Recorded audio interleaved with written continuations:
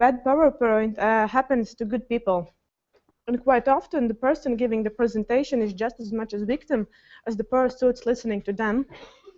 And a few days ago in our conference, a discussion was raised on how tablets can keep students focused, but teachers aren't able to do it anymore. So I thought to myself, can we as teachers do something about this? As Ingo said before, it's just a matter of time when the tablets become boring for students. And so maybe I think that maybe we can try a little bit more and make our presentations more interesting for students. And then have about, instead of worrying about computers replacing teachers, we strive toward them never choosing computer over us. So let's begin.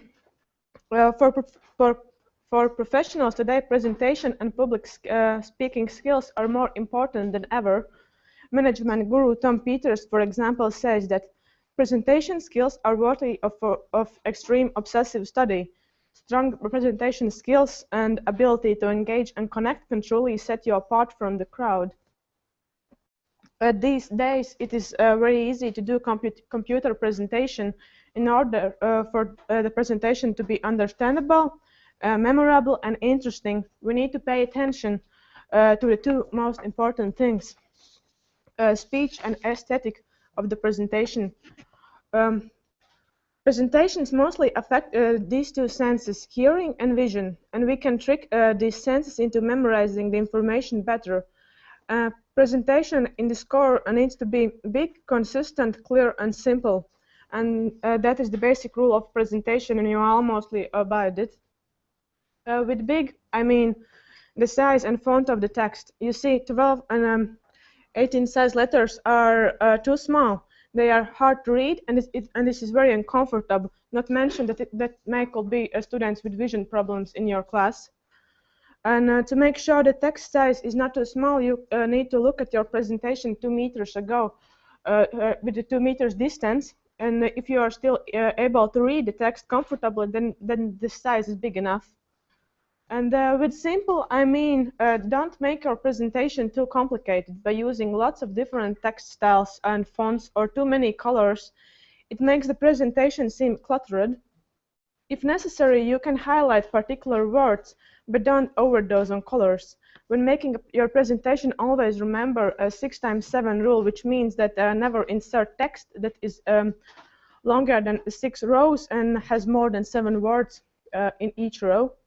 According to psychologists, this is optimal amount of text a person can perceive and remember best. Of course, this rule doesn't apply to the quotients. The same goes for pictures. It is better to use one particular photo than many, and people don't understand and remember cluttered slides. When picking out the font, don't use serif fonts. They are confusing and harder to read for people with vision problems. With clear, I want to say I want to say that you need to try avoid use all capital letters, or vision makes them seem too similar to each other, and that makes reading uncomfortable. And when possible, always use numeration. This makes the slide seems clearer and more constructive. As for colors, dark letters on a bright background are more perceptible and other way around. Consistent means that we also put in our presentation differences like highlighting or underlining words, but remember there shouldn't be too many differences. You can use the element of surprise, but it must attract attention, not distract your listeners. The most important part in your presentation is introduction. I think of the beginning of your presentation as a TV commercial. You have only 30 seconds to capture the focus of the audience, and the first 30 seconds are critical. Like fine thoroughbred, you need to hit the ground running by starting strong. Instead, many presenters are start their presentations with all those platitudes and pleasantries. And brain research shows that we don't pay attention to boring things, and we all know that. And so maybe you need to surprise your listeners with a hook that immediately grabs their attention. What else? Use a contrarian approach. Make a statement of a universal accepted concept that can go against conventional wisdoms by contradicting that statement. And this is one of the trick I want you to share. Ask a series of rhetorical questions. It's the best approach to getting the audience involved and making them think. Rhetorical questions stimulate the audience mind as they ponder the answer. Makes a startling assertion. A great way to gain people attention is by starting with a surprising or amazing fact. Take the time to research interesting statistics that illustrate the seriousness of what you're going to talk about. Provide a reference to a historical event. There are times when the day that you present may have some significance in history that can be tied to subject of your presentation as an opening gambit. You can easily look up what happened on any day in today, and I will show you this one page which called "This Day in History," and maybe we can look what historical events happened today.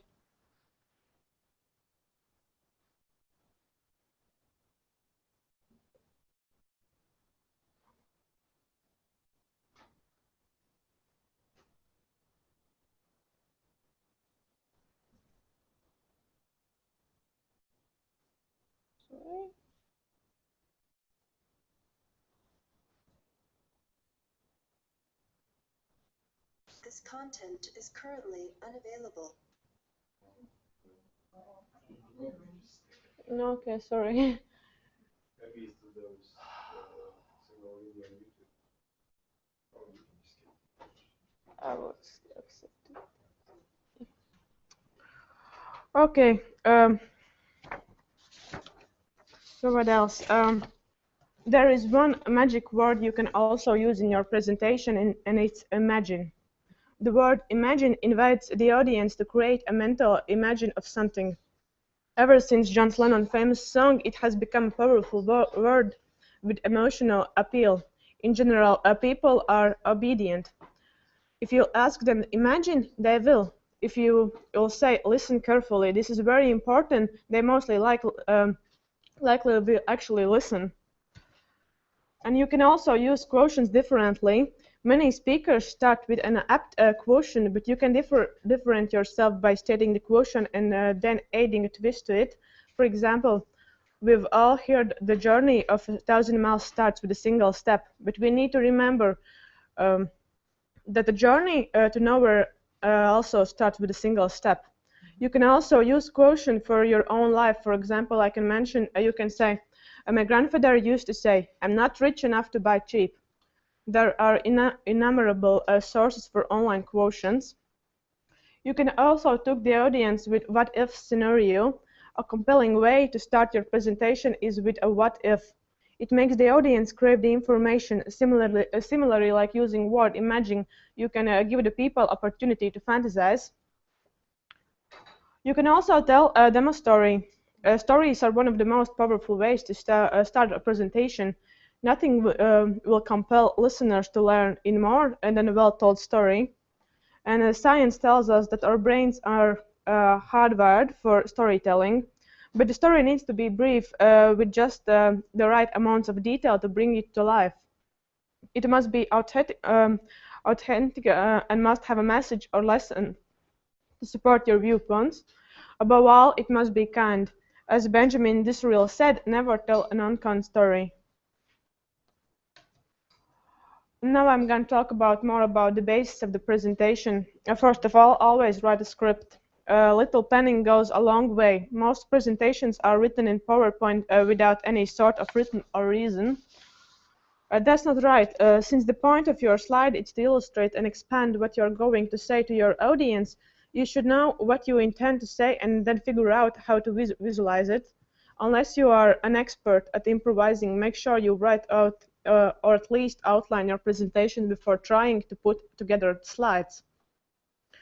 And make sure your script follows good storytelling conventions. Give it beginning, middle, and end. Have a clear arc that builds towards some sort of climax. Make your audience appreciate each slide, but they're anxious to find out what's next. And when possibly, always leave them wanting more. Another thing, always remember that one thing at a time, please. At any given moment, what should be on the screen, it's thing you're talking about. Nothing like this slide when I have all those things what I talk about in one slide.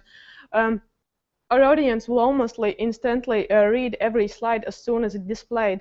If you have the next 4 points you plan to make up there, they'll be 3 steps ahead of you, waiting for you to catch up rather than listeners will interested to the point you're making. No paragraphs, please, on slides. Where most presenters fall is that their authors put everything they want to say onto their slides in a great big chunky block of text. So congratulations, you've just killed a room full of people. Your slides are the illustration for your presentation, not the presentation itself. They should underline and reinforce what you're saying as you give your presentation. Save paragraphs to the text for your script. PowerPoint and other presentation software have functions to display notes onto the presenter's screen. They do not get sent to the projector. Or you can use note cards, a separate word processor document, or your memory. Just don't put it on screen. And if you do it for some reason and put those text blocks on the screen, don't stand with your audience and read it from the screen. Of course, pay attention to your design. PowerPoint and other presentation package often offer all sorts of ways to add visual flash to your slide. Fades, whips, flashing text, and other annoyances are all too easy to insert with a few mouse clicks. Avoid the temptation to dress up your pages with cheesy effects and focus instead of simple design basics. Use a sans serif font for body text. Sans serif like Arial, Helvetica, or Calibri tend to be the easier to read on screens. Put dark text, as I said before, on a light background. Against this is the easiest way to read. If you must use a dark background, make sure your text is quite light. For example, white, creamy, gray, light gray, or pastels. And maybe bump the font size up 2-3 notches. Put your text in a light or right side. Centered text is harder to read and it looks amateurish. Line up all your text to a right hand or left hand baselines. It will look better and be easier to follow. As I said before, don't use too many images. There are 2 kinds of options here. Some says that add visual interest and keep audience engaged. Others says images are unnecessary distraction. Both arguments have their pros and cons. So in this case, the best option is to split the difference. Use images only when they aid important information or make an abstract point more concrete. What else I want to say? Think outside of the screen. Remember, the slides on the screen are only part of the presentation and not the main part. Give some thoughts to your own presentation manner. How you hold yourself, what you wear, how you move around the room. You are the focus when you're presenting, no matter how interesting your slides are. You can also ask questions to your audience. Questions arouse interest and curiosity and engage audience, so ask a lot of them. Build tension by posing a question and letting your audience steal a moment before moving to the next slide with an answer.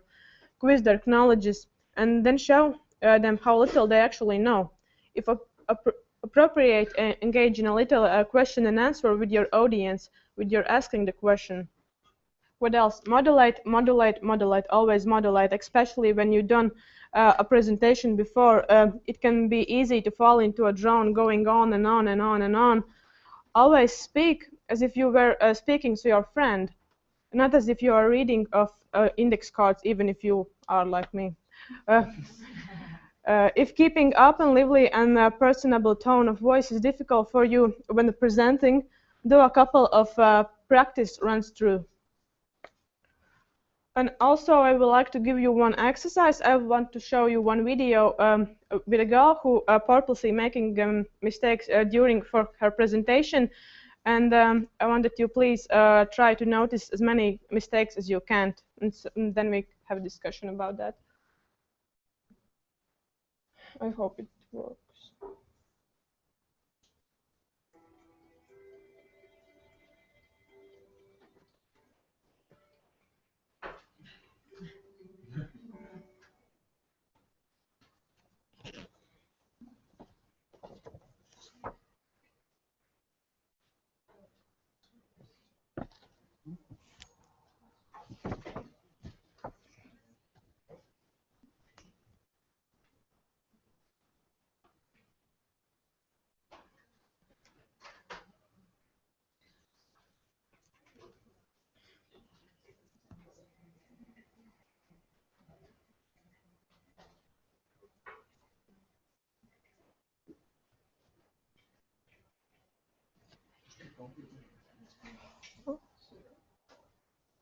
Sorry.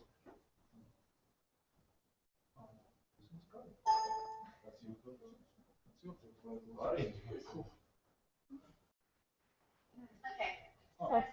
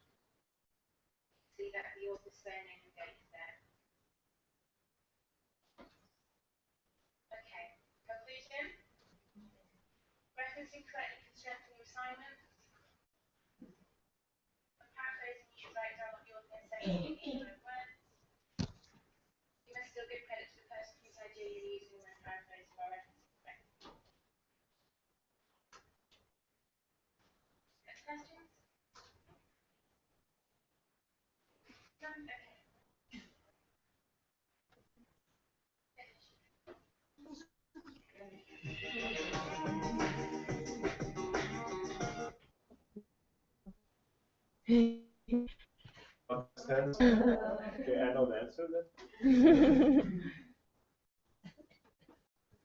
Can I answer? Yeah, of course, you can all Actually, talk. there was communicational errors that she made. She was looking at the projector all the time.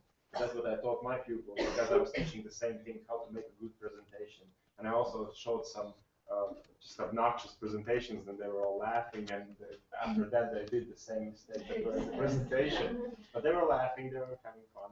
So the thing that you have to do, you have to look at a computer screen, or maybe if you have some pages printed out, you should never do this. You have your presentation behind you and just do this. Or for example, some pupils are doing this, like, so my presentation is about that. And I say to them, I don't want to look at your butt. Yeah? I talk to you, not at your butt.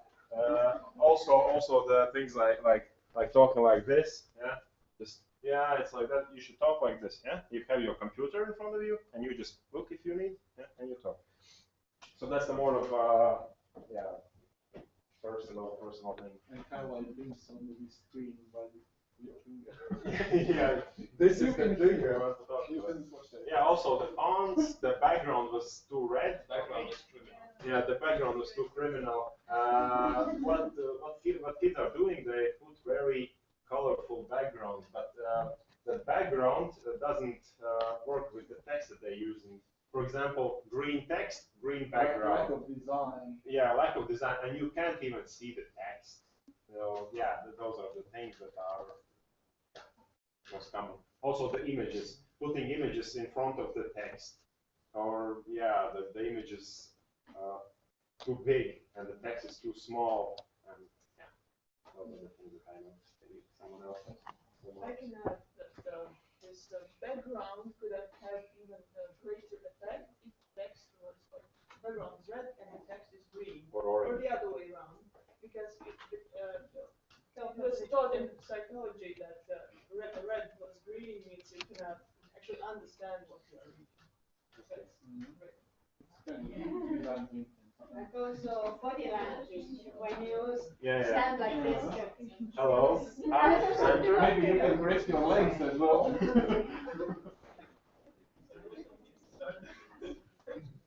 Yeah, that's right. Also, the big mistake that are made is they put images as a background, and images have different types of colors, and you can read some of the text, but then you can't read the other part of the text. That wasn't in here, but that's just a mistake. I don't know. Eating the text. Yeah, Image yeah. eats the text. Yeah. Maybe opposite opinion. I think it's good to teach children and help them how to. You don't have to look at their butts. Yeah, that's right. But I think if the content is said and you really have to say something interesting, then maybe I don't mind if you stand so or so. If you look sometimes to the projector, I don't care. Just simple, right? I know. Sometimes it can worsen the presentation, and the content can underline. And the presentation of the content can be it's less understandable. Thank you, Alice. Yeah, I think it's not so important. Well, yeah, but you can't teach them. Okay, you can sometimes stand like this, but sometimes you can't stand like this. You have to say that you have to stand like that and only like that. If you say, oh, you can do maybe sometimes you can stand with your bag. Maybe sometimes you can just sit on the floor. They won't learn anything. Have you heard of Oliver? Yeah, but that's my point. Maybe it's not right. I think the best thing to teach students or people how to present is to stand in front of the class and make good presentations yourself. You are like the most important role model for people, and they will copy your behavior somehow. And if you have good presentations, they will try to make it as good as yours. So maybe, of course, it's necessary to evaluate the presentations they made and to give some feedback and maybe in the beginning work together with them so that they don't have to make their first presentations on their own, but finally the best thing is present in your best way whenever possible. Even I think everybody has to find his or her own style of making a presentation. We have all different kinds of styles. But it's some criteria for what's good and what's not so. Because where you're building house, well, Linux is looking so good because of good building technologies and then visual things. If you're creating, let's build some house, whatever you want, as you wish. Maybe we can dropping the stones or it will be not. So I said very well for looking, for taking good knowledge. It also depends how much do you want to affect the people. How much do you want to send them the message how you present them, which you are presenting. So only on this depends your presentation quality. And I think we all have some examples of when you have a good topic, but you are digging it down because of failed presentation, right? And other thing, if you have very bad things and did not some researches, but you have very good presentation, you just blah blah blah blah blah, and everything, everyone is happy with your presentation and forgot about your labs. Huh? Sometimes So it's psychology. Design then the contents then to them to Can I speak? I actually have a question for all of you. Are you pro or against animations in PowerPoint? What are your opinions on that? There's a transactional animations and letters, dancing, singing, and jumping. I'm very against it. I try to teach that there should be animations. Do you agree with that? It's bad taste. That's just, it looks silly. It looks silly. You can't take presentation seriously if everything is spinning and jumping and dancing and just, yeah, if you want, yeah, maybe someone is pro that, no? Well, I'm pro the thing that you don't show all your information in the slide at once, so that while you're speaking, people read it all through, and then they, oh, you skipped this point, oh, you skipped this point, oh, you misspelled this thing. So you just make appear those. Yeah, I understand. Yeah, there's going in. I actually had a big problem with that. I made a great presentation. I had a lot of animation in it, a lot, and I had to present on a very slow computer in my technical school. And my 10-minute presentation took half an hour because the animations were lagging, yeah?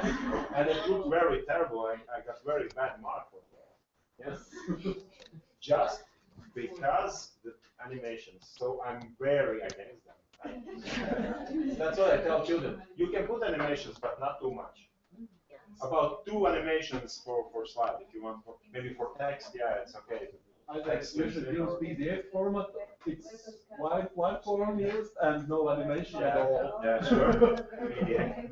When you're presenting for kids and the animation grabs their attention, then they forget the what's coming. I never put animations in presentations that for the topics I taught.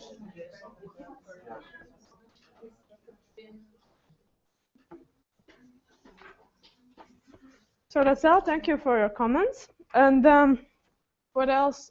Last but not least point I want to tell you, break the rules. As with everything else, there are times when each of rules or any other rule you know won't apply. If you know there's a good reason to break a rule, go ahead and do it. That's all. Thank you for your attention.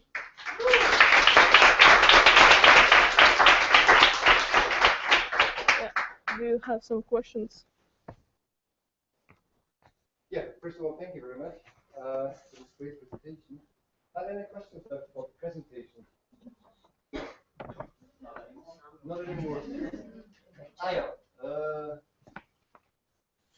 Background image.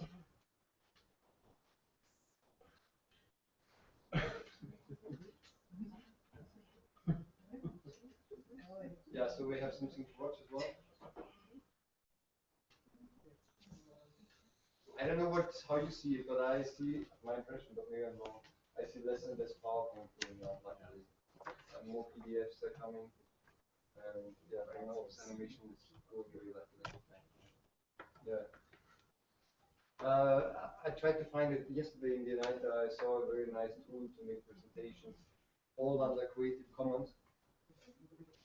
So you need a picture, you just write there a keyword, and it looks up for a picture in a database, which is Creative Commons. So that's brilliant, but I can't find the link right now. I will hand it in later on when I'm back home. I will look for this link again. It was very nice tool, very simple. Yeah, no questions? No questions, just a comment. Ausma? Yeah. Okay. Ausma use a word that I think it's important for a teacher and for a student and for all of us. No matter what the tools we use, no matter what the methods and the strategies may be the same, but we have to be authentic. And if I use the same tool Carmen using in my class, maybe it works for her and not works for me. You have to be authentic, and what we do mostly in the class with the students. I like the use of the word authentic.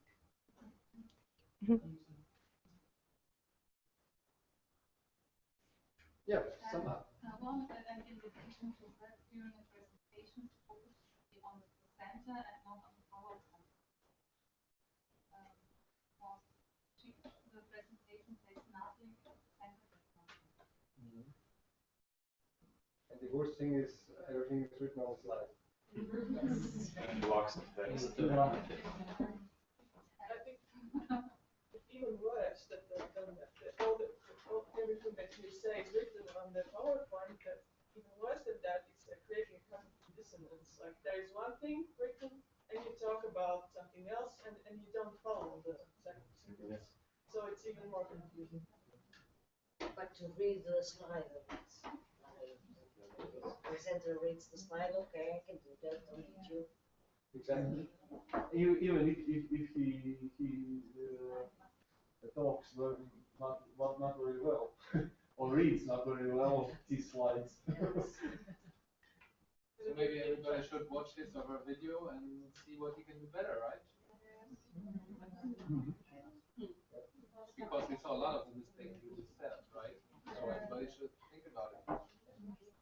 Yeah, I totally agree with you, because mainly the idea is self-improvement, not to be perfect from the beginning, but constantly ask yourself, what can I do better next time? Just for myself, not for the audience. For me, what would be a good idea to change? And I think that's important. But this example is the cumulus, no? So many mistakes, so many errors, that it's possible that someone do all the things that we saw. Yes, it is. Yes. But sometimes technology can also make it more difficult. I don't know how you handle the interactive whiteboard. If I'm using interactive whiteboard, it's painful for me, because almost automatically you put the shoulder to the audience. So yeah. Yeah, exactly. And it's because, of course, you have to handle it. You can press everything there and so on. But for me, it's and you should carry about your shadow as well. Well, that's not the problem with. Well, there are new. Yeah, exactly. That's not the problem anymore. But just to show the effect for them, which is not nice for them. So technology can also make barriers or make it more tricky or difficult. Yeah. Screen calibration. Yeah. Every time. We have a problem with screen calibration because the trucks are going by our school and it just shakes the projector a bit. I have to recalibrate it every week. So it's very fun to know that.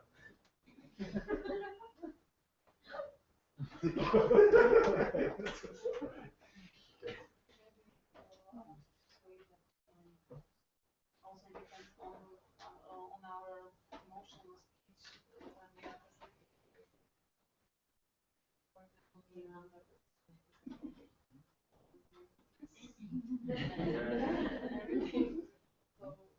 would like to have space in that actual moment. The more presentations you make, the less this will you. Yeah, you will get less. At first, I was also noticed I was in front of a whole class and I present. I was had to talk to them. I had to explain to them. I had a lot of problems. So, if you are presenting a topic you know and you care about, or something you have to do. You forget about the Emotions are natural. Yeah. As long as we live, we feel. So if you get their emotions are feelings. We're not robots. It's you know, it's having something lots of indifference. So it's not such a bad, good sign, you know. If you don't feel anything, that is not there's that you don't care about a certain thing. It's just I think that they can bother.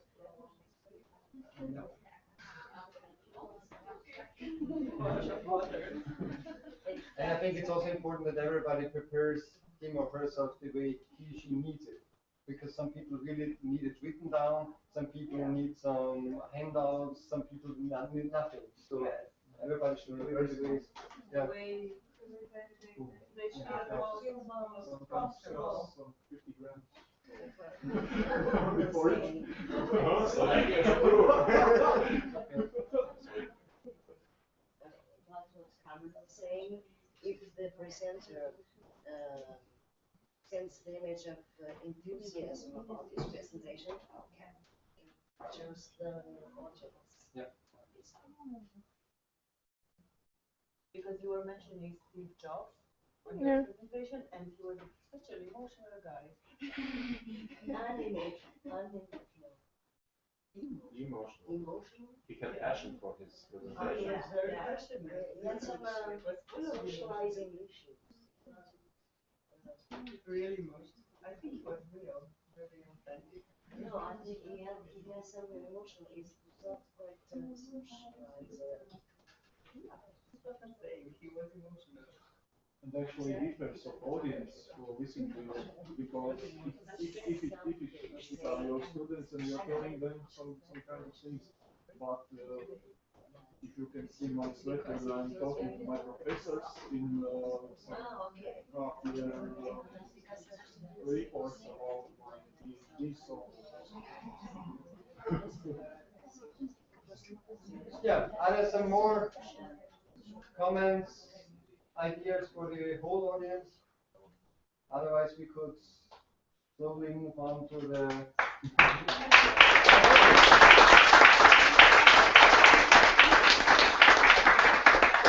Yeah, once again, thank you for this nice presentation. And have a nice lunchtime. We'll be very soon after this. Probably you have it as well. Čība to something. Es jau par ko tu uztraucies, jau tur bija rakstīts. Vispār par ko nebija jāuztraucās. Muļķīgi uztraukties. Smieklīgi. Bet tas ir emotions, viņš iznāca ārā un viss, vai ne? Neko nevar darīt. Tas ļoti laba prezentācija. Ejam? Jā, bet sadošu.